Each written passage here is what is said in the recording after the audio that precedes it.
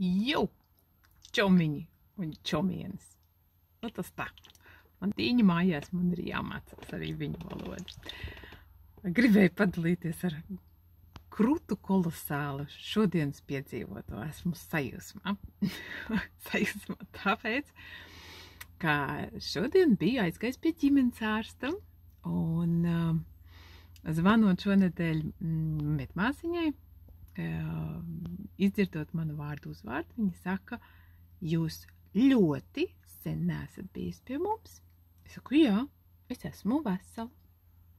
Un aizēju šodien pie ārsta, un ārsts saka, jūs esat sarakstā, mums jūs bija jāsazvana, jo no valsts aģentūras ir atnācis saraksts ar cilvēkiem, kuri nav bijuši pie daktera posmā, kad sākās Covid. Es saku, kāpēc man iet, ja es esmu vesela? Viņi saka, jums ir paveicies. Es tā sēžu, domāju, es saku, jā, noteikti, ka sarakstā ir arī mans vīrs, jo arī viņš ir vesels un arī viņš nav bijis pie jums. Un es saku, mani bērni arī ir veseli. Un šonedēļ es biju pie bērnu ģimenes ārsta, un arī viņš saka, jūsu bērni sen nav slimojuši, jūs sen neesat bijuši pie mums.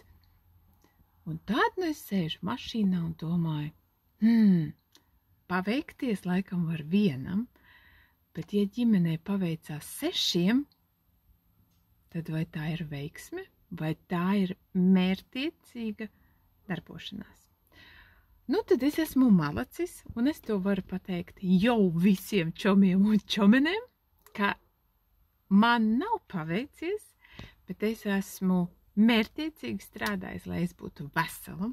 Tā kā, ja kāds grib ne tikai, lai viņam paveicās, bet lai viņam arī ir veselība un visai ģimenei, es esmu gatava pastāstīt, ko es esmu mērķtiecīgi darījusi visus šos gadus, sakot no 19. gada, ja, 4 gadus būt veselam.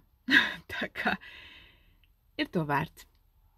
Padomā, apdomā, man ļoti patika šī nedēļa. Un tā sajūta, kad es esmu malacis un ka pat dakteris saka, jums ir paveicies. Jau!